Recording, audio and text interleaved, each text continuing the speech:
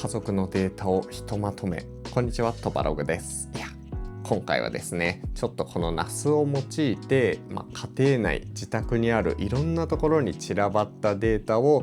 とりあえず大容量のナスを買ってこれにひとまとめしておくといいんじゃないみたいな感じの動画を撮っていこうと思います。この間ね、僕こんな感じで 80TB 分のナスを構築するっていう動画を撮っているんですけども、あれってどっちかっていうと YouTube とか結構大容量のファイルを仕事で扱う人向けだったんですよね。なんですけど、例えば僕の私生活とかでもやっぱね、いろんなスマートフォンにデータが散らばっていたり、娘がタブレットで撮った写真とか、あと妻がね iPhone で撮った動画とか、どういう風に保管していこうかなっていうのでちょっとね悩んだりもするんですよ。なので今回はユーグリーンの本体3万円で購入できるこのナスを用いて、家族でどんどん膨れ上がっていくデータを、物置的にねちょっと一箇所に集約してみよう。そしてどういう風に活用すればいいのみたいな話をしていこうと思います。それでは早速行ってみましょう。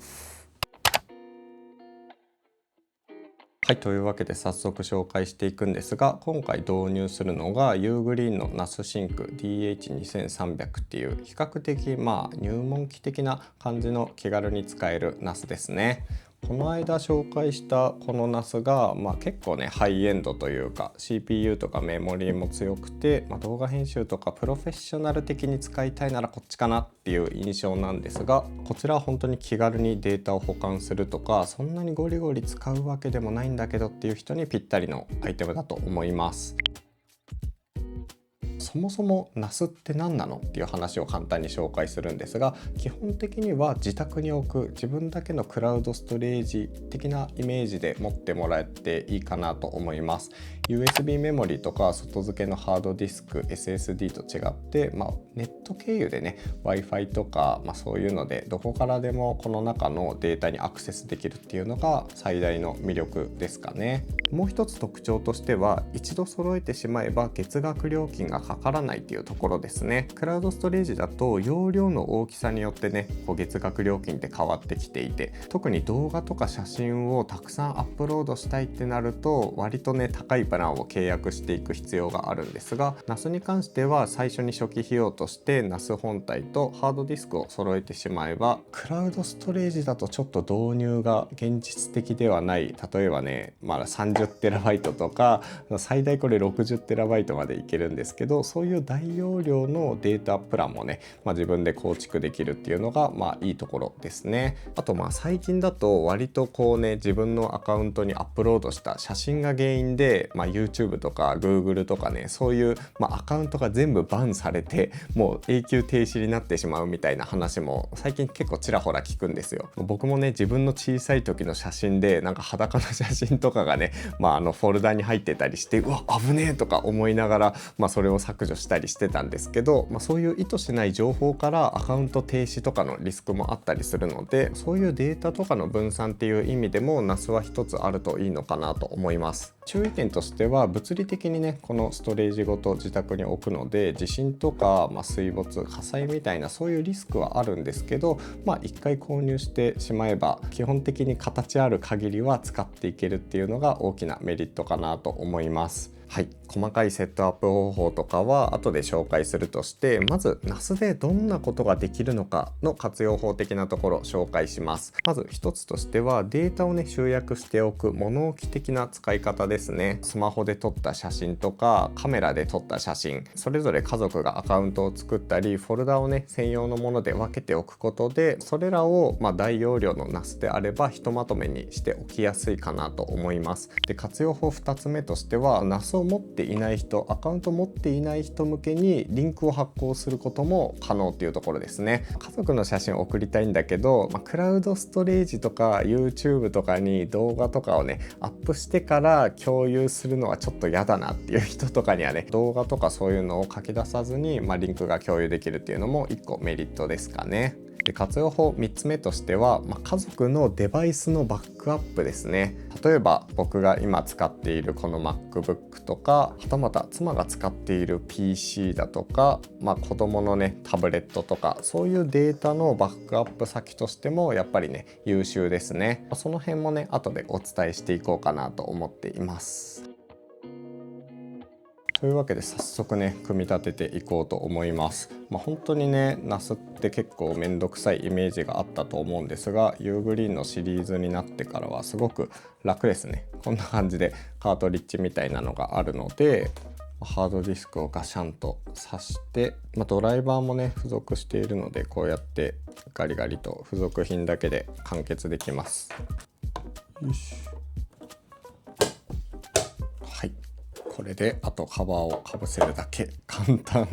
めちゃくちゃ簡単です。ちなみにハードディスク選びについては、基本的に NAS 用の高耐久なモデルを選ぶといいのかなと思っていて、今回はデモ用にウエスタンデジタルの 4TB のハードディスクを2つ、導入しています。なんかハードディスクって本当に低価格帯のものから割と高いものまで容量とか速度、耐久性で変わってくるんですが、基本的にはこのレッドっていうモデルだったり、あとはシーゲートのねアイアンウルフプロっていう、これも赤系なんですが、そういうね高耐久なモデルを選ぶといいかなって感じですね。ちなみに容量の選び方に関してなんですが、今回ちょっとデモを行うようなので 4TB のね容量が小さめのハードディスクを2枚用意したんですけど、パソコンのバックアップを家族分したいとか、大容量のね動画 4K 動画とかそういうのをどんどん保存して蓄積していきたいっていう人だったら、10テラとか8テラとか容量が大きめのものを選んだ方がいいかなと思います。この辺はお財布との相談ですかね。あとは電源を入れるだけなんですが、電源がコンパクトで嬉しい。これ省電力性が高いモデルなので、このサイズで収まってくれるのはいいですね。ちなみにスペックとしてはこんな感じですかね。大容量の動画とかを頻繁に映し替えるとかだとちょっとね物足りないスペックではあると思うんですが、転送速度的にもそんなにすごく頻繁に行き来しないよ、ちょっと読み込むだけだよみたいな人にとっては全然問題ないレベルかなと思います。このユーグリーンのナス結構サイズがコンパクトなのでいろんなところに置けそうなんですよね。こういうところにこんな風に置いてみてもいいかなと思うし、僕の場合電源とかルーターはこの中に入れてるから、ちょっと排熱の問題あるかもしれないんですが、この省電力性を考えるとこことかいけるのかなみたいな、ちょっと動画だと撮りづらいのでセットアップはねここでやっていきます。いや AC がちっちゃいのいいな。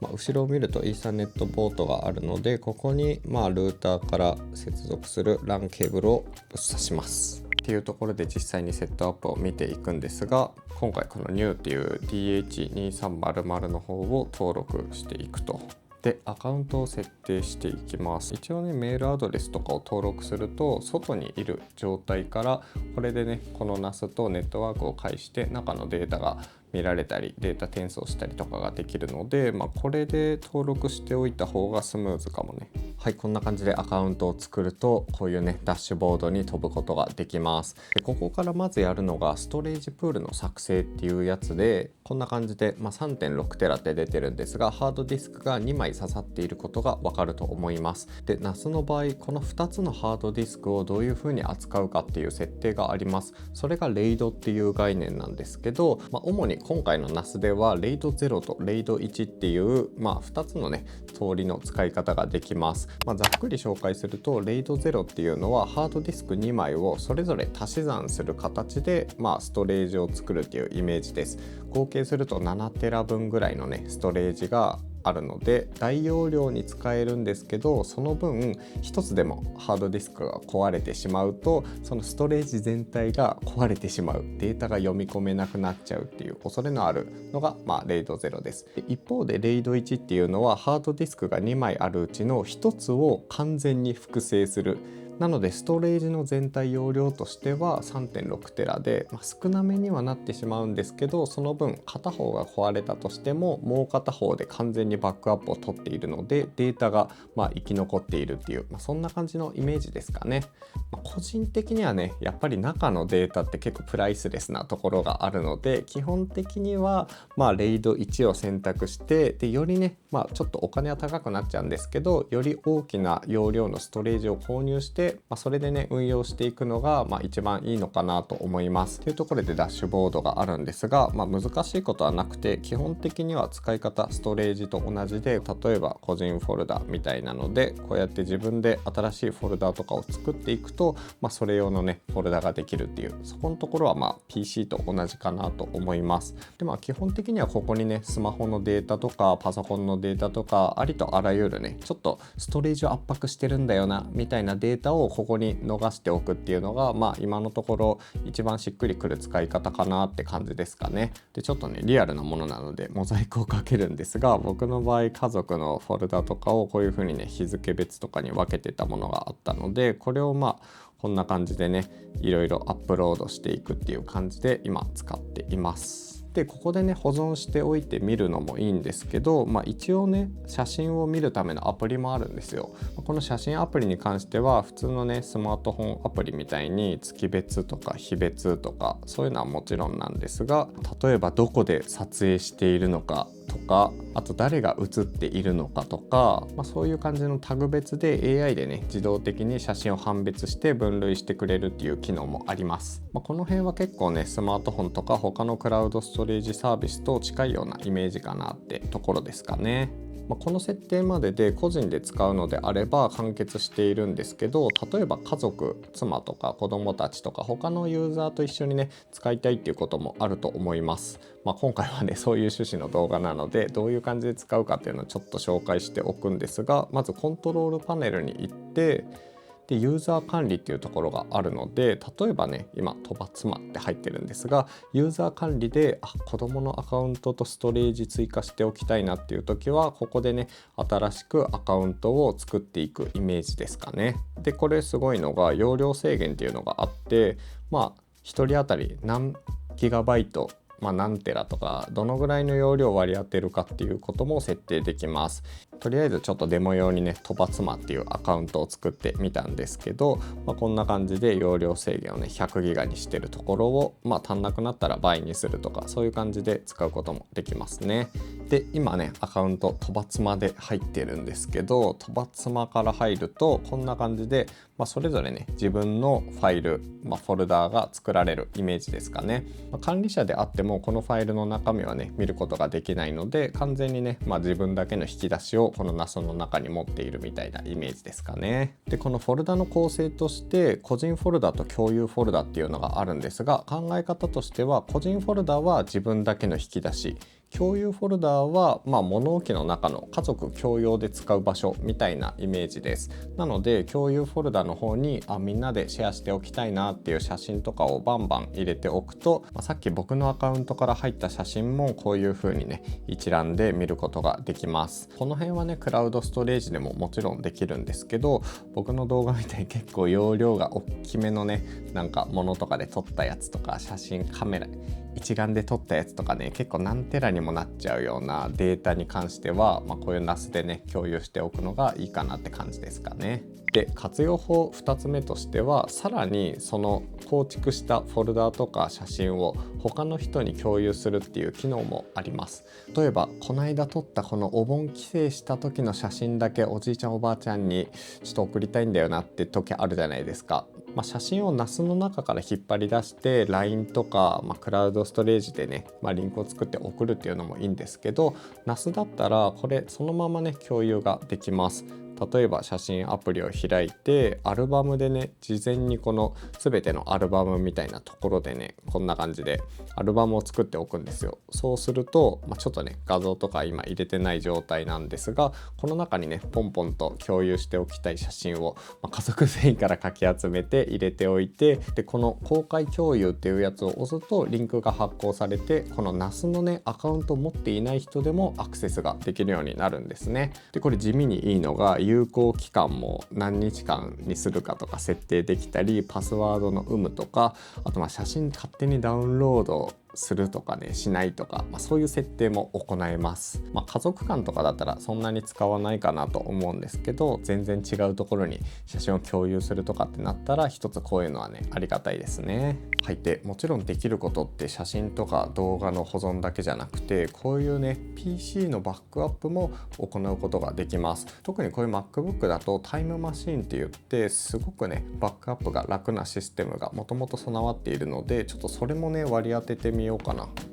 まずはコントロールパネルを開いてファイルサービス開きます。で詳細設定を押すとボンジュールサービスっていうのがあるので、これでタイムマシンフォルダを設定できるんですよね。この MacBook Neo の場合 512GB のストレージを搭載しているので、ざっくりだいたい倍で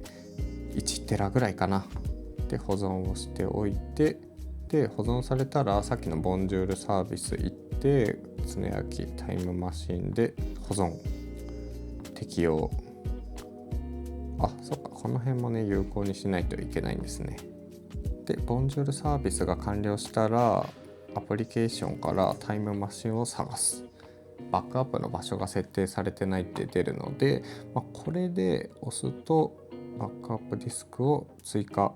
で、ローカル側で SMB サービスを介してね、この Ugreen の NAS に接続できていれば、こういうふうにさっきのディスクが表示されるはずなので、ここからマウントをすると、でパスワードとかを入力して完了を押すと、こんな感じで今バックアップ作成を始めているところですね。ここにねタイムマシンのマークが出てくるので、今すぐバックアップを押すと、